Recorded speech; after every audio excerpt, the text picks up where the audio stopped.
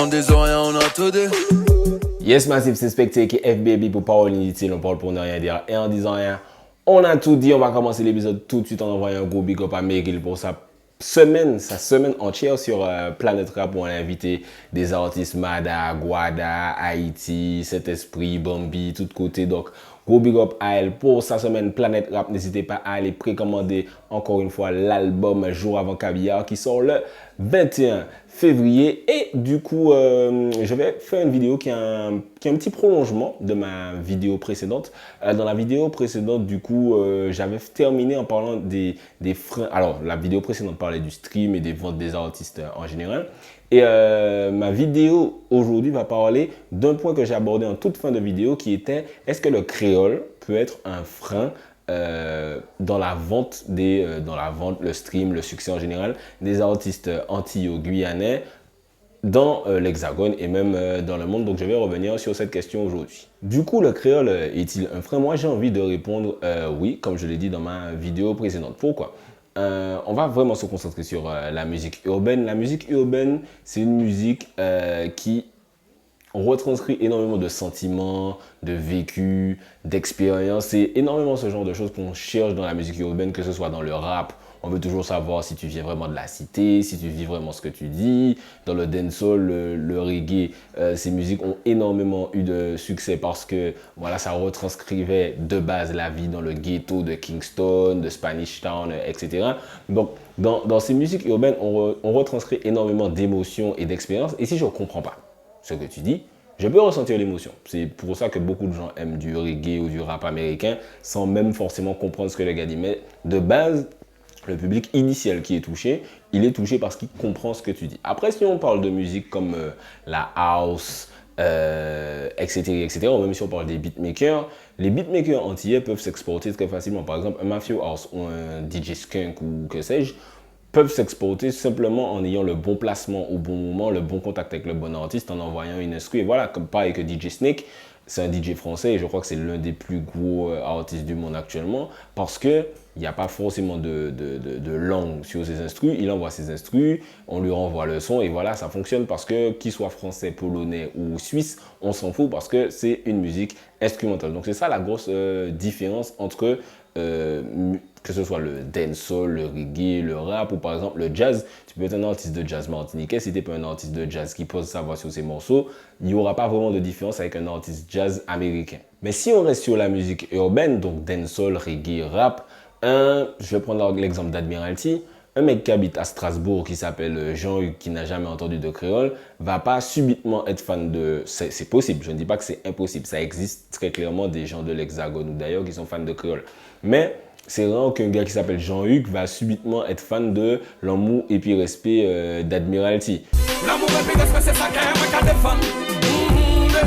Si il a connu Admiralty, souvent c'est grâce à Les Mains en l'air avec Jams ou Dancehall Explosion avec Pearl. C'est plus logique qu'un artiste devienne fan, enfin que le public devienne fan d'une langue qu'il comprend. Et souvent je pense à ça, et je ne sais pas si j'en ai déjà parlé dans mes vidéos, mais imaginez un gars, Sébastien, qui habite à Dijon, il a découvert Kalash avec moi, Kamoun, Koussi Kous avec Niska, Taken, Rouge et Bleu, le gars il est fan et puis il s'abonne à sa chaîne YouTube. Et subitement sur sa chaîne YouTube, il reçoit une notification, poum, il clique dessus et il entend quoi? What me call a lambi? C'est pas n'importe qui poussi, un poussi qui aime la vie. Tu vois, il sait pas, il comprend pas, il a nulle part pour aller chercher une traduction, etc. Donc, on va pas se mentir que le créole, ça perd les gens. D'ailleurs, il y a une citation, un extrait d'Aimé Césaire que je vais vous mettre. Alors, on va recontextualiser, c'est Aimé Césaire beaucoup plus jeune et je pense qu'il est un peu revenu sur sa façon de penser très pas extrémiste, mais très radical au moment de cet extrait, où il dit que pour lui, le créole, évidemment, même pour un écrivain, donc du coup pour un artiste, et même si la littérature et la musique, c'est pas le même art, je pense que sa façon de penser était à peu près la même, puisque c'est des musiques où il y a des lyrics. Le créole, il trouvait que c'était très limitant, mais je vais vous laisser écouter l'extrait. Pourquoi est-ce que vous n'avez pas poussé l'expérience jusqu'au bout et écrit en créole? Vous avez parfaitement raison. Je ne suis pas du tout créolisant. Pas du tout créolisant pour plusieurs raisons. Et c'est que peut-être j'ai très fort le sentiment de l'infirmité de cette langue qui s'appelle le créole, qui me paraît vraiment une petite langue régionale, d'une portée extrêmement limitée, non pas du tout que je la méprise, mais enfin pour en faire un instrument valable, il aurait fallu faire sur cette langue un effort aussi prodigieux que celui que les gens de la Pléiade ou les hommes du XVIe siècle ont fait sur le français, et pour en faire un instrument valable et utilisable. Est-ce que vraiment en 1962 cela en vaut la peine? Je n'en suis pas sûr. Je n'en suis pas sûr, et je vois que même en Haïti le problème se pose, et pourtant Haïti a une population plus considérable que la nôtre. Les intellectuels haïtiens ont été confrontés par un problème assez douloureux. Devait-il écrire en français? Devait-il écrire en créole? Et je ne sache pas que la majorité ait écrit et choisi le créole. Le créole parce que c'est une langue, encore une fois, d'une influence extrêmement limitée. Choisir le créole, c'est un peu se couper du reste du monde. Donc voilà, c'était des mots très forts, très... pas véhément, mais c'est-à-dire qu'il avait vraiment une vision radicale de la façon dont, dont le créole limite les artistes. Mais un contre-exemple qu'on cite très souvent quand on dit oui, le créole peut s'exporter dans le monde et ce n'est pas du tout un frein, et etc., etc., les utopistes de ce genre, c'est Kassav. Forcément, Kassav, c'est le plus grand groupe antillais et l'un des plus grands groupes du monde. Je crois que c'est même le premier groupe français à avoir fait le Stade de France. On dit souvent, oui, si Kassav a réussi, pourquoi vous voulez perdre votre authenticité, perdre votre culture et parler français? Donc, il faut savoir que Kassav, c'est un ovni. C'est-à-dire qu'il n'y a pas deux Kassav. Et même concernant Kassav, déjà, c'est transgénérationnel. C'est un groupe...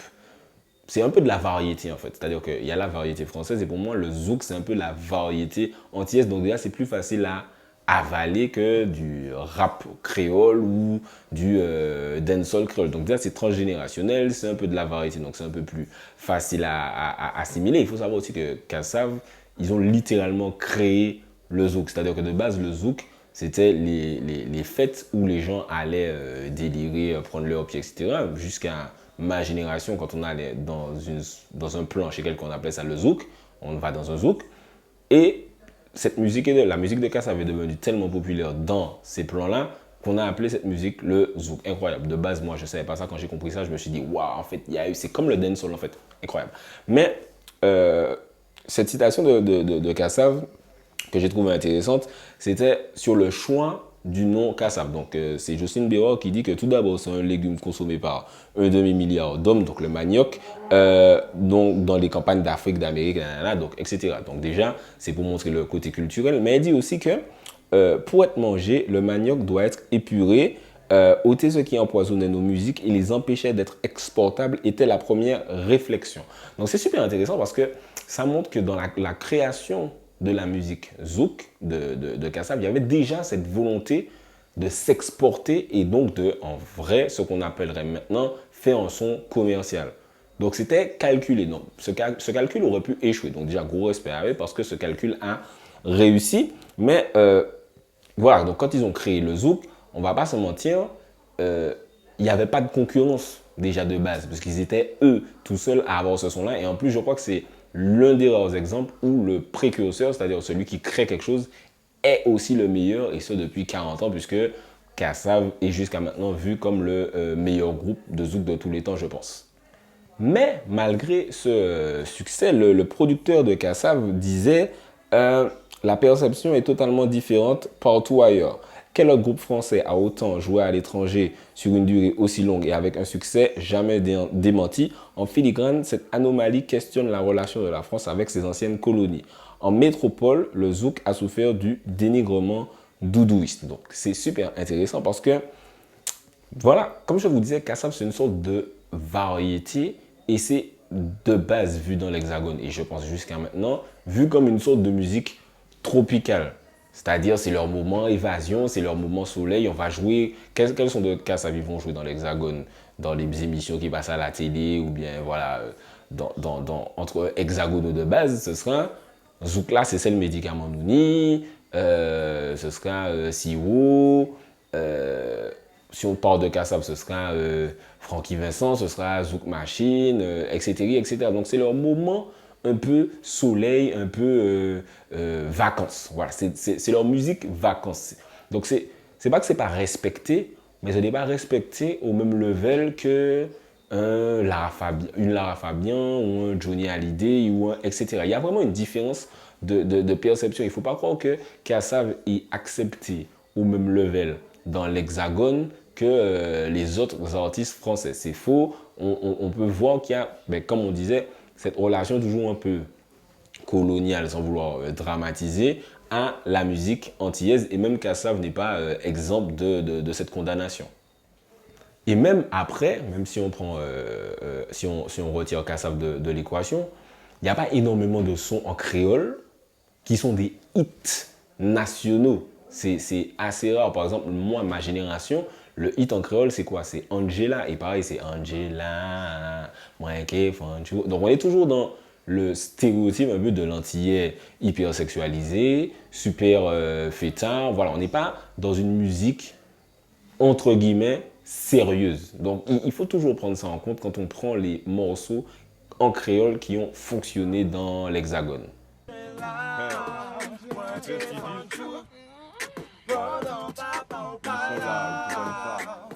Une autre chose avec Kassav, c'est que on aime des sons de Kassav qui ont maintenant plus de 20 ans. C'est-à-dire que les gros tubes de Kassav qu'on écoute jusqu'à maintenant et que Kassav joue toujours dans ses concerts, je pense que ce ne sont pas des sons qui sont sortis après genre 2006.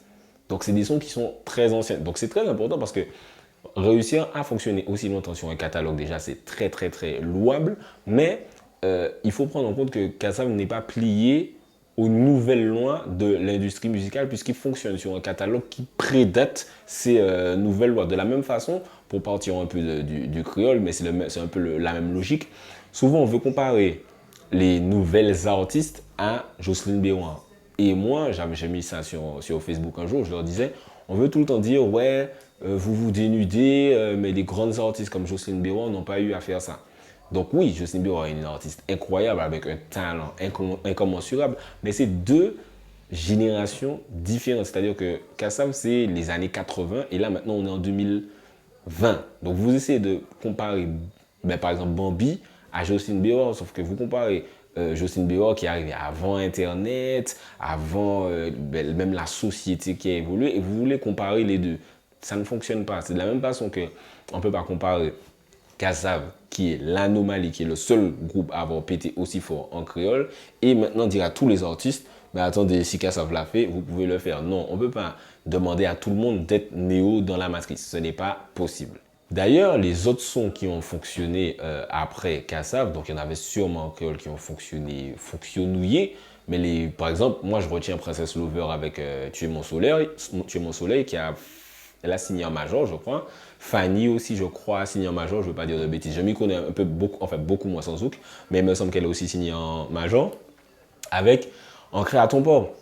Donc deux morceaux en français. Le zouk en français va glisser beaucoup plus facilement dans l'hexagone que le zouk full en créole où les gens vont te regarder, ok le rythme est bien, mais je ne comprends pas. Alors que le zouk c'est une musique incroyable. Quand tu écoutes des zouks rétro, même hors Kassav, d'ailleurs même Jocelyne Béroin a dit qu'elle n'était pas trop d'accord avec ce terme rétro, mais quand tu écoutes des zouks rétro, vous voyez de quoi je parle. Nathalie Pironi, Annick et Jean-Claude, j'en passe et des meilleurs, tu te rends compte que c'est une musique qui est vraiment incroyable, mais même des zouks moins rétro, Véro, Softcore, c'est bien Véro Softcore. Oui, je crois que c'est Véro Softcore. Bref, en tout cas Softcore, c'est un son, tu le mets, ça met tout le monde d'accord. Je pense que c'est l'un des sons que tout le monde aime en zouk. Ça aurait pu exploser au national et même dans le monde. Mais, vraiment, déjà, savent que c'était vous.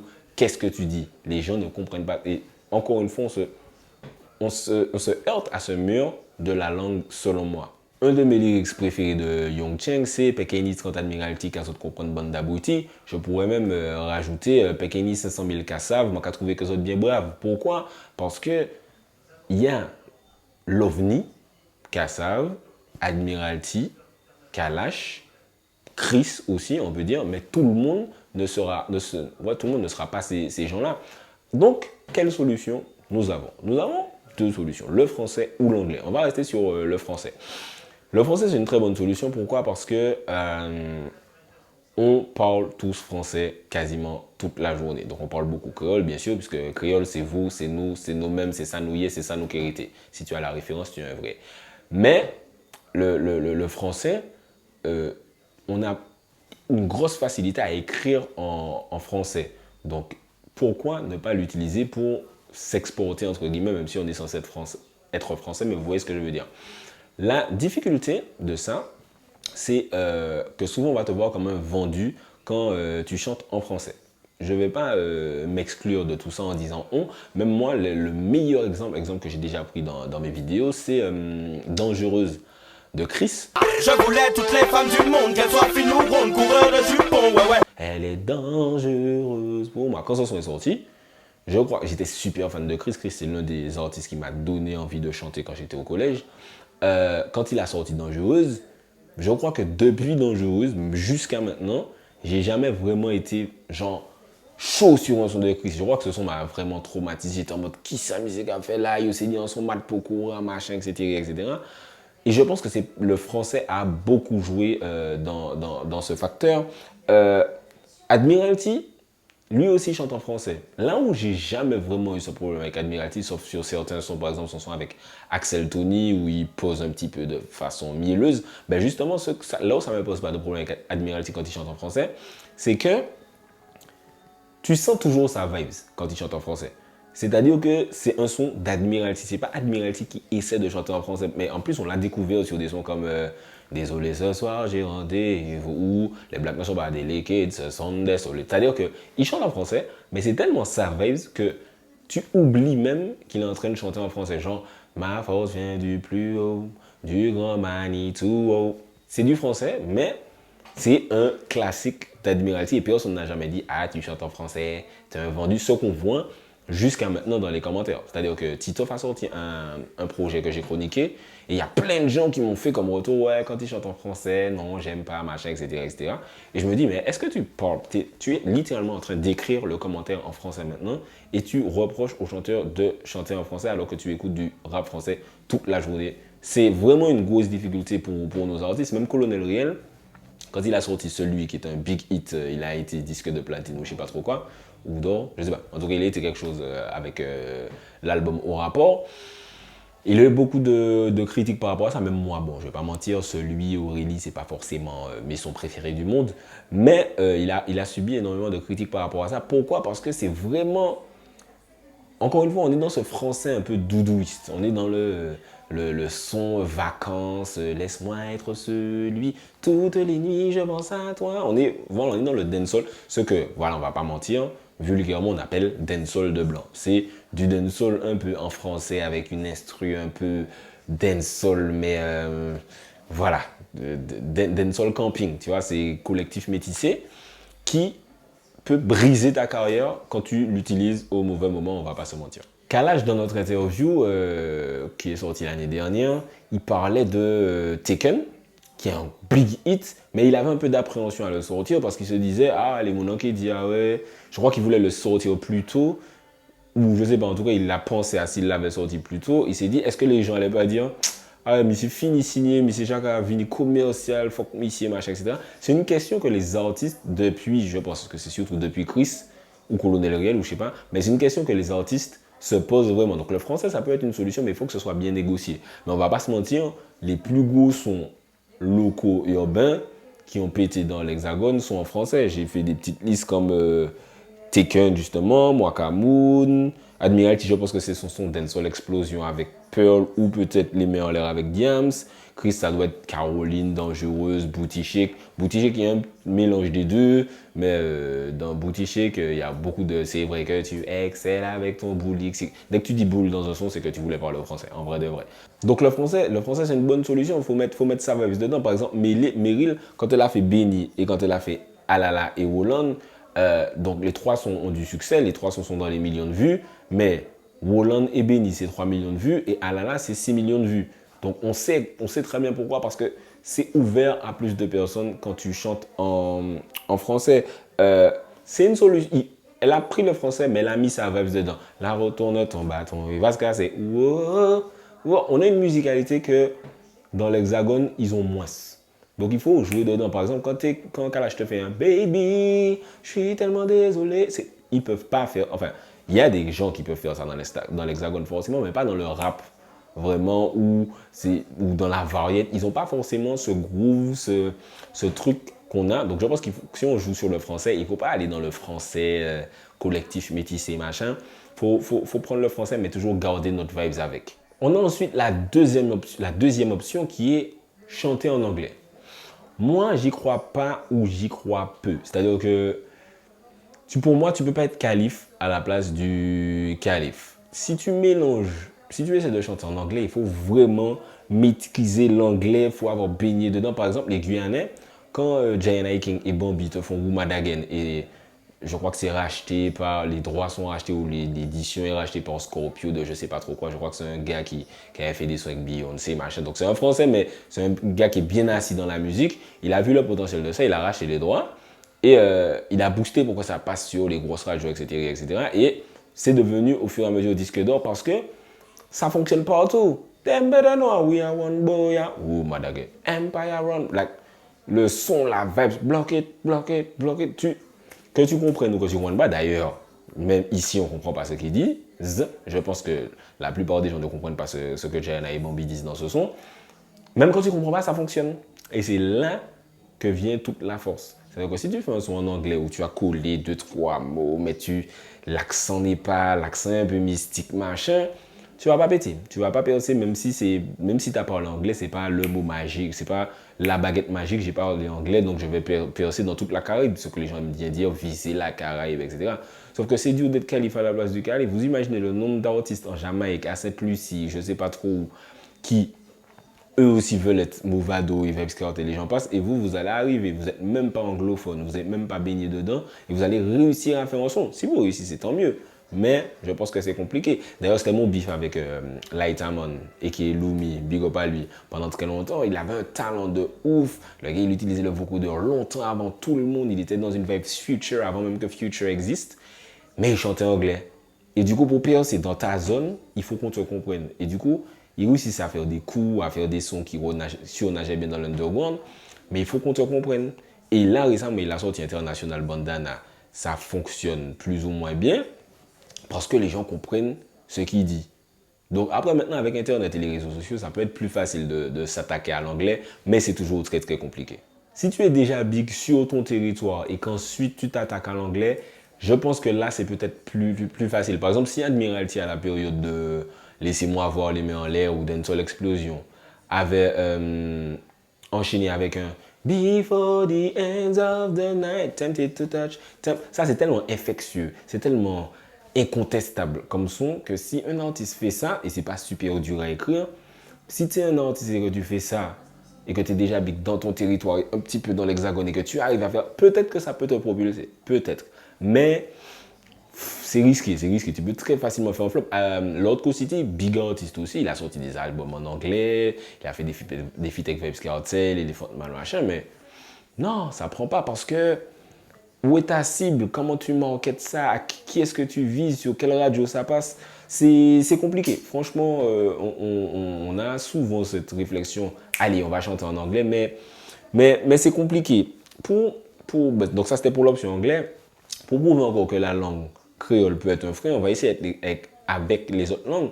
La langue française, la France, c'est grand, donc ça fonctionne en français. Tu réussis à vivre de ça. Tu vas faire un concert dans le nord, un concert dans le sud, au milieu, là, machin, tu as 10 salles à Paris, machin, ça fonctionne. Mais tu n'as pas de stars, ou en tout cas peu de stars françaises, ou moi je dirais pas de stars françaises, qui a réussi à être une star en Amérique. Tu as réussi à faire 2-3 petits trucs si magrés en Amérique. Je vois que Stromae fait 2-3 trucs en Amérique, MHD a fait 2-3 concerts, mais ce n'est pas une star en Amérique. Par exemple, PNL, quand ils ont été annoncés à Coachella, ou MHD aussi, je crois, c'était The truc, oh mon Dieu, ils vont faire Coachella. Et les gars, à Coachella, il y a tellement d'artistes que ça ne veut rien dire. C'est mignon, tu as fait Coachella, mais ça ne veut pas dire que tu as des fans en Amérique de tellement ouf que machin. Après, ils sont écoutés ailleurs dans le monde, on ne va pas se mentir, mais ce ne sont pas des stars ailleurs. On va arrêter de mentir juste parce que quelqu'un fait Coachella. La langue française, tu peux un peu t'exporter, mais tu seras une star en France. Avant tout, ne crois pas que tu vas devenir une star en Amérique et puis que tu vas partir et puis que tu auras une villa à Beverly Hills et machin. C'est totalement, pour le moment en tout cas, c'est totalement faux. Après, la musique, ça évolue tellement qu'on ne sait jamais. Maître Gims, il a fait un feat avec French Montana et Lil Wayne. J'aime beaucoup ce son, Corazon, je ne sais pas pourquoi ça n'a pas fonctionné. Mais on n'aurait pas pensé à ça il y a 10 ans. Mais ça ne veut pas dire que ça a fonctionné pour autant. Pareil, quand Booba fait un feat avec 2 Chainz et machin, ça ne veut pas dire qu'ils s'ouvrent un marché là. Ils en ont rien à foutre. À l'international, il faut totalement se mettre ça dans la tête. L'espagnol, là où ça n'a pas les mêmes limites que le français, c'est que la diaspora qui parle espagnol, même pas la diaspora, mais les peuples qui parlent espagnol, c'est beaucoup plus nombreux. Tu peux être une star juste en Amérique du Sud et être millionnaire. Tu vois, par exemple, Ricky Martin, je pense que la carrière de monsieur était finie. En fait, le gars, c'est une star en Amérique du Sud. Des gars comme Daddy Yankee, les gars sont super riches, machin, juste avec l'Amérique du Sud. Alors qu'ailleurs dans le monde, ils peuvent même aller en Amérique parce qu'il y a une grosse, communauté qui parle espagnol. Donc, l'espagnol, tu peux. Le français avec la France, juste tu peux. L'espagnol, tu seras mondial avec l'espagnol parce que l'espagnol, c'est dans le monde déjà. L'Afrique, c'est un peu pareil. C'est-à-dire que l'Afrique, c'est tellement grand que tu vas être une star en Afrique, ben frère, tu es au calme. Et vu que tu parles les langues africaines, en fait ta langue africaine plus l'anglais, tu peux t'exporter. Je pense à Burna Boy, à Wizkid, à Davido. Money fall on you, banana fall on you. Le gars, il parle anglais dans le truc, mais ça sonne africain, donc ça fonctionne en Afrique et dans le monde, machin. On peut essayer de faire ça, mais il faut maîtriser cet anglais. Et comme on n'a pas baigné dedans, c'est assez compliqué. En gros, ce que je voulais dire dans cette vidéo, c'est d'être plus indulgent avec nos artistes quand ils essayent autre chose. Parce que le créole, c'est un frein. On aurait aimé que le créole puisse être superstar dans le monde. Peut-être dans 10 ans, 20 ans, on ne sait pas. Il y aura des artistes qui ont totalement démocratisé ça. C'est ce qu'on leur souhaite. Mais soyez plus indulgents avec les artistes dans les commentaires quand ils sortent un son en français. Tout de suite, vendu, ah machin, tu sais. Les 2 commentaires qui reviennent le plus, c'est ah, Missy fort comme Missy chantait en français. Ou pourquoi il n'y a que des meufs claires de peau dans le clip, c'est du colorisme, nanana. Je ne dis pas que c'est faux. Les woke, ne censurez pas ma vidéo. En tout cas, n'hésitez pas à me dire ce que vous avez pensé. Est-ce que vous pensez que le créole est un frein ou pas du tout? Dites-moi tout ça dans les commentaires. Je vous rappelle de vous abonner à la chaîne et d'activer la cloche comme jamais et de précommander la mixtape de Meryl qui sort le 21 février. C'est respectable pour Parole Inedit, sinon on parle pour ne rien dire et en disant rien. On a tout dit. On disant rien, on a tout dit.